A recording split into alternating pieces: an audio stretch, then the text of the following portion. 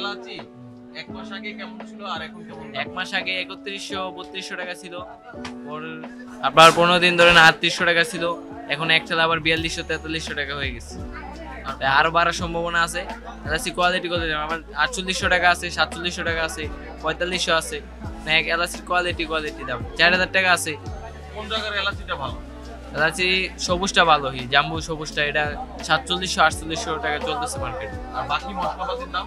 বাকি মশলাপাতির দাম যেরকম লবঙ্গ ছিল আপনার ১২৮০ টাকাই ছিল, এখন আবার ১৩৫০ টাকা হয়ে গেছে। জিরা ৬২০ টাকা ছিল, ৬৪০ টাকা হয়েছে, এটা স্বাভাবিক, সমস্যা নাই। আর বাকি ঠিক আছে, দারচিনির দাম কমছে আগে থেকে, আর বাকিগুলো স্বাভাবিক। আর বাদাম?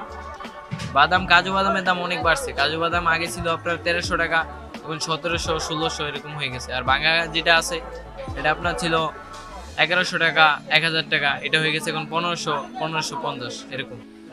৩ সপ্তাহ আগে আপনার এলাচ ছিল ৩২০০-৩৪০০ টাকা, তো হুট করে এলাচটা চলে গেছে ৪০০০ টাকা। গত ৩-৪ দিন আগে সেই এলাচটা ৪৬-৪৭০০ টাকা। মানে ছোট কোনো এলাচ নাই, বড় এলাচ আছে, বলতেছে মার্কেট শর্ট।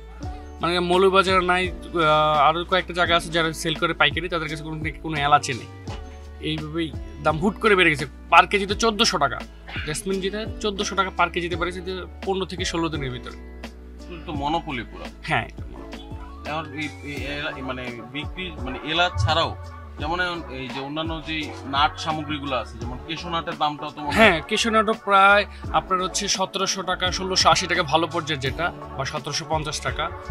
আর কাঠবাদাম হচ্ছে ১১৮০, ১১৬০ এরকম। এছাড়া আর কোনো কিছু দাম বাড়ে না। এই ৩-৪টা প্রোডাক্ট হিউজ পরিমাণ দাম বেড়েছে, কেজিতে ১৪০০ টাকা, ১০০০ টাকা এরকম বেড়ে গেছে।